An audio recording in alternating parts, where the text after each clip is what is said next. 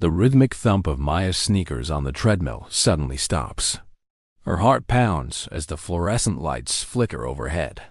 In a terrifying flash, she sees it all, sparks erupting from the electrical panel, the ceiling collapsing in slow motion, screams echoing through the smoke-filled air.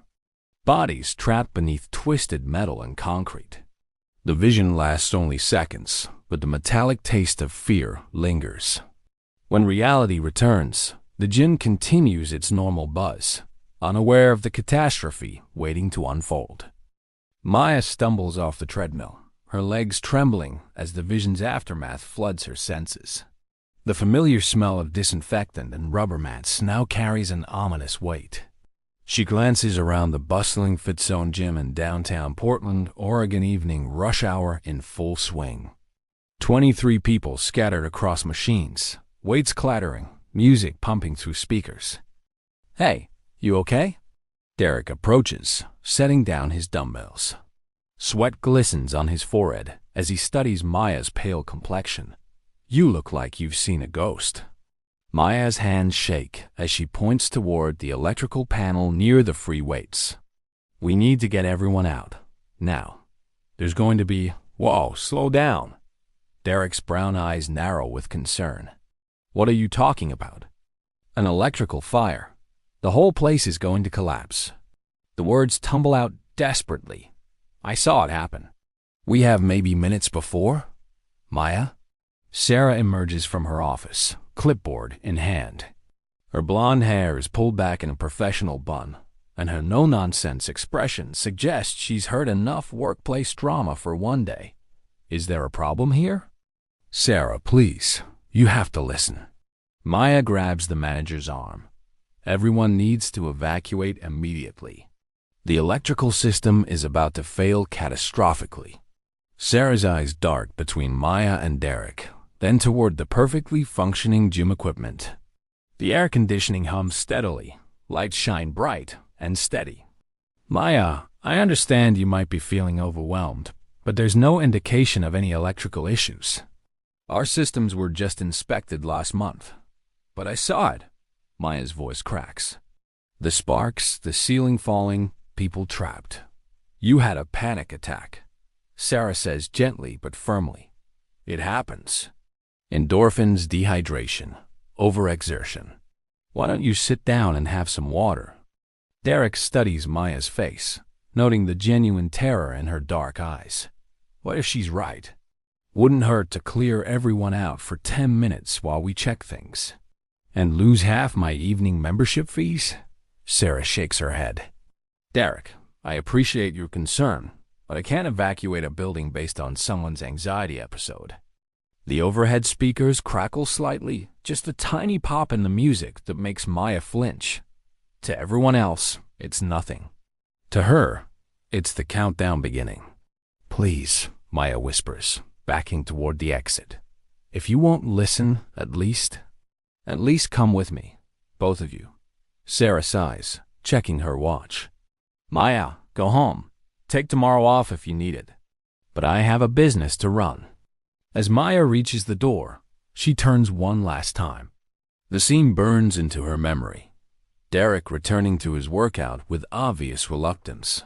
Sarah walking back to her office, the other gym members completely oblivious to their fate. The fluorescent lights seem to pulse with malevolent energy.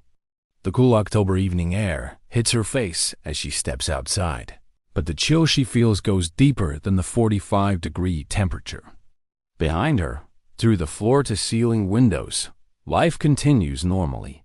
She pulls out her phone, fingers hovering over 911. But what would she say? That she had a vision? Instead, she sits on the parking lot curb, watching and waiting, hoping desperately to be wrong. 17 minutes later, Maya's worst fears materialize in a symphony of destruction. It begins with a distant electrical buzz that makes her skin crawl, a sound only she seems to hear from her position across the street. Through the gym's windows, she watches the lights flicker once, twice, then hold steady in a deceptive moment of calm. Then the world explodes. A brilliant flash erupts from the electrical panel, followed immediately by a cascade of sparks that dance across the ceiling like deadly fireflies. The building's fire suppression system triggers, but instead of water, sparks shower down from the damaged sprinkler heads. The lights die completely, plunging the interior into an orange glow of emergency lighting and growing flames. Maya's phone trembles in her hands as she dials 911, her voice hoarse as she reports the collapse. Through the chaos, she can make out figures moving in the darkness, shadows pressed against windows, hands beating against glass that's already beginning to spiderweb from the intense heat.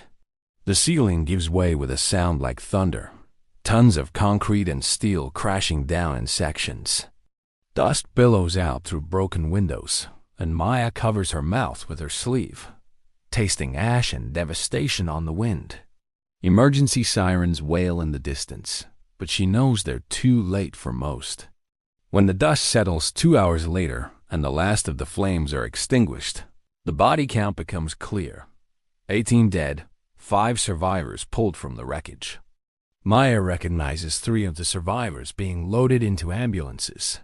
Derek clutching his shoulder, but walking under his own power. Janet, the elderly woman who'd been using the recumbent bike near the exit. And Marcus, a college student who'd been in the bathroom when the collapse occurred. Sarah didn't make it out. The next morning, Maya sits in her small apartment overlooking the Willamette River. News footage playing on repeat. The official investigation points to faulty wiring in a 40-year-old building. A tragedy that could have been prevented with proper electrical maintenance. The reporter mentions the gym's recent safety inspection. Apparently, the inspector had missed critical warning signs. Maya's coffee grows cold in her hands as she processes the guilt. She'd tried to warn them. She'd tried to save them. But knowing she'd been right about the vision doesn't ease the weight pressing against her chest. Her phone buzzes with a text from Derek. "Coffee today? I think we need to talk." She stares at the message, remembering the desperation in her voice as she'd begged them to leave. Now Derek wants to talk, probably to make sense of how she'd known. Maya types back a quick yes, and wonders if he'll believe her when she tells him about the visions that have haunted her since childhood, the ones that always come true. Outside her window, Portland's morning fog rolls in from the Columbia River, thick and gray like the smoke from last night's disaster. Somewhere in that mist, she can still hear the echo of that final sound. The rhythmic thump of an empty treadmill belt, spinning uselessly in the aftermath of destruction. The 3 other survivors' faces are burned into her memory now. Janet, Marcus, and Derek, all living on borrowed time, all carrying death's mark whether they know it or not. Maya's hands shake as she sets down her coffee cup. The vision had shown her the collapse, but not what comes after. That's the part that terrifies her most. The knowledge that cheating death once only makes it more determined the second time around. Her phone buzzes again. This time, it's a news alert. Gym survivor dies in freak accident. Maya's blood runs cold as she reads about Marcus, the college student who survived the collapse only to be struck by a falling air conditioning unit. Outside his dorm room early this morning, 4 survivors left. The hunt has begun. The Riverside coffee shop sits 3 blocks from the gym's ruins, its windows offering a clear view of the demolition crews working to clear the wreckage. Maya arrives early, claiming a corner booth where shadows provide some comfort from the anxiety that's been eating at her since Marcus's death made the morning news. Derek enters right on time, his left arm in a sling from his injuries during the collapse. His usually confident stride seems tentative now, and Maya notices how his eyes constantly scan their surroundings, a man newly aware of mortality's presence. "You knew," he says without preamble, sliding into the seat across from her. His voice carries no accusation, only a tired certainty that makes Maya's stomach clench. "Somehow, you knew exactly what was going to happen." Maya wraps her hands around her coffee mug, seeking warmth that won't come. "I've been having visions since I was 12. They started after a car accident that should have killed my whole family." She meets his gaze steadily. I saw my little brother drowning 3 days before it happened. Saw my grandmother's heart attack a week early. They always come true, Derek. Always. And Marcus? The question hangs between them like a blade. Maya's phone sits on the table. The news article's still open. 20-year-old Marcus Thompson, crushed by an air conditioning unit that inexplicably broke free from its mounting brackets during routine maintenance. No structural damage to explain the failure. No weather conditions to account for the sudden mechanical collapse. I think we cheated death yesterday, Maya whispers, her voice barely audible over the coffee shop's ambient noise. And now it's coming for the survivors one by one. Derek's laugh comes out hollow and bitter. You're talking about some Final Destination horror movie shit. Am I? Maya leans forward, lowering her voice further. Marcus dies less than 12 hours after escaping. Janet's at Providence Medical Center right now. I called to check on her this morning. She's developed sudden complications from smoke inhalation that the doctors can't explain. Derek's expression shifts from skepticism to concern. What kind of complications? Pulmonary edema, but her lungs were clear when they discharged her yesterday. It's like her body is shutting down from the inside. Maya's phone buzzes with another news alert. Her blood turns to ice as she reads it aloud. Local woman dies from mysterious respiratory failure at Providence Medical Center. Janet Holloway, 67, had been gardening enthusiast and retired librarian, who survived the gym collapse only to succumb to unexplained lung complications 18 hours later. Derek stares at the phone screen, his face draining of color. That can't be a coincidence. 2 down, Maya says quietly. Yumi and one more survivor left. They sit in silence as the weight of their situation settles between them. Around them, Portland life continues its normal rhythm, business people grabbing morning caffeine fixes. Students hunched over laptops. The familiar sounds of a city that doesn't know 3 of its residents are living on borrowed time. Who's the 3rd survivor? Derek asks finally. Maya pulls up the news footage on her phone, scrolling through the coverage until she finds the clip she's looking for. Angela Morrison, 31. She was in the women's locker room when it happened, the only area that didn't completely collapse. The screen shows a woman with shoulder-length red hair being helped into an ambulance, conscious but clearly traumatized. Maya recognizes her as one of the gym's regular evening members, usually seen on the elliptical machines near the back wall. We need to find her, Derek says, his construction worker's pragmatism kicking in. Warn her about what's happening. And tell her what exactly. Maya's voice carries the frustration of someone who's spent years trying to convince people of impossible truths.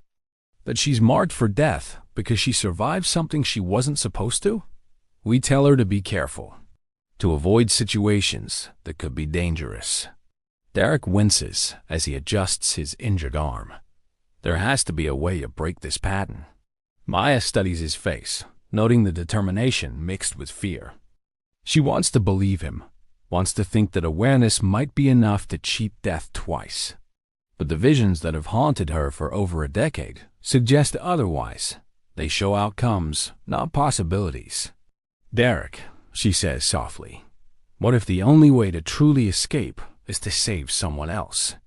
What if death will accept a substitution? The question hangs in the air like smoke from the gym's wreckage.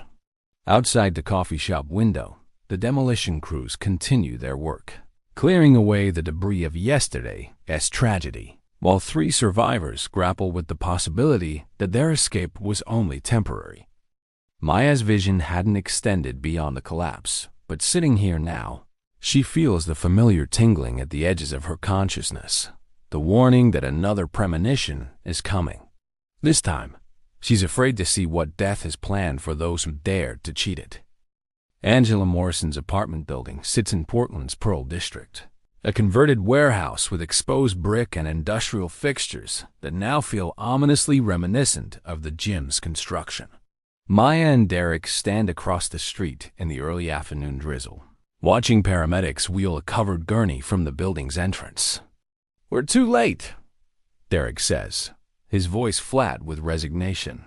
Maya's hands tremble as she approaches one of the paramedics, a middle-aged woman with kind eyes and 20 years of experience written in the lines of her face.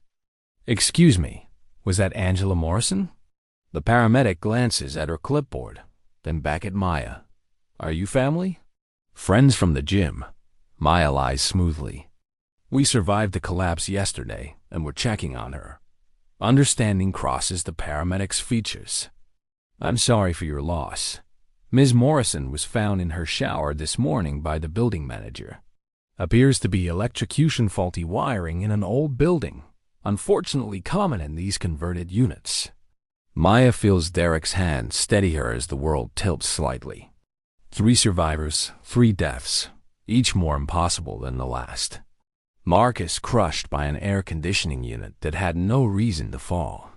Janet's lungs filling with fluid despite being cleared by doctors. Now Angela, electrocuted in a shower that had passed safety inspections just 6 months ago.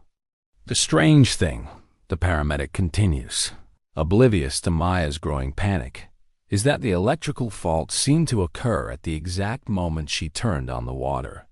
1 in a million timing, really. If she'd showered an hour earlier or later, she'd be fine. As the ambulance pulls away, Maya and Derek retreat to his pickup truck, sitting in silence as the rain patters against the windshield.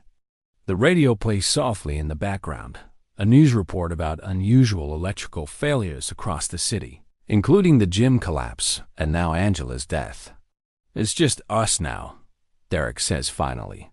Maya nods, unable to trust her voice.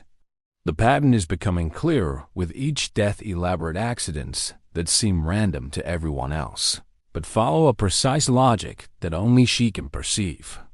Death isn't just hunting them. It's enjoying the game, setting up increasingly complex scenarios that maintain the illusion of coincidence. Her phone rings, startling them both.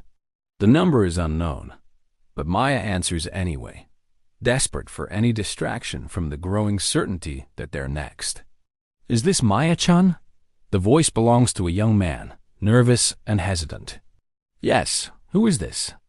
"My name is Ryan Walsh. I'm a reporter with the Portland Tribune. I've been investigating the gym collapse, and I noticed something strange. You were the only person who left the building before the accident occurred." Maya's blood runs cold. "What are you implying?" "I'm not implying anything," Ryan says quickly. "I'm just trying to understand how you knew to leave. Several witnesses mentioned you tried to warn people about an electrical problem minutes before it happened." Derek watches Maya's face as she processes this new threat. Being investigated for somehow causing the collapse would add another layer of danger to their already precarious situation. "I felt sick and needed air," Maya says carefully. "Any warnings I gave were just intuition. Intuition that saved your life and 3 others. I'd like to talk to you about that intuition, if you're willing. Maybe over coffee tomorrow?" Maya's mind races. A reporter sniffing around their story could expose them to unwanted attention, but it might also provide an opportunity to document what is happening, to leave a record in case they don't survive what is coming. "Okay," she agrees finally. "Tomorrow at noon. Riverside Coffee Shop on 4th Street. After ending the call, Maya turns to Derek. "We need to be smart about this. If we're going to die anyway, maybe we should make sure someone knows the truth about what happened." Derek starts the engine, his jaw set with determination. "We're not going to die. Not like this. There has to be a way to break the cycle." As they drive through Portland's rain-slicked streets, Maya feels the familiar tingling at the edges of her consciousness, another vision coming. She closes her eyes and lets it wash over her, hoping for insight into how their story might end. What she sees makes her grab Derek's arm in panic. The vision shows them tomorrow at the coffee shop, talking to the reporter.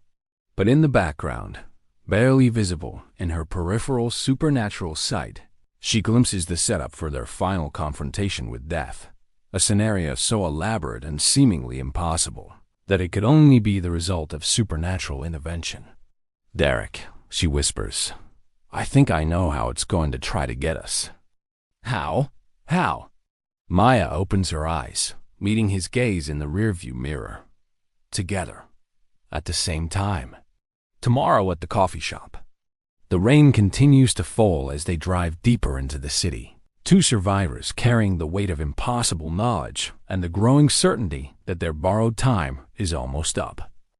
At exactly 12:05 p.m., Maya Shun stands up in the Riverside coffee shop and does something she has never done before. She tells everyone the complete truth. "Excuse me," she calls out, her voice carrying over the ambient chatter an espresso machine hiss. "I need everyone to listen very carefully. In 10 minutes, there's going to be a construction accident that will cause this building to explode." The coffee shop falls silent. 17 customers and 3 employees turn to stare at the young woman whose calm delivery makes her words somehow more unsettling than if she'd been screaming. "I know how this sounds," Maya continues, Derek standing beside her in solidarity. "But 3 days ago, I had a vision about the Fitzone gym collapse. I tried to warn people then too, and they didn't listen. 18 people died because of it. The mother with the toddler recognizes them first. 'You're the gym survivors,' she says, her voice hushed with recognition. 'I saw you on the news.' Maya nods. 'My name is Maya Chun, and I've been having premonitions since I was 12 years old. They always come true. Always.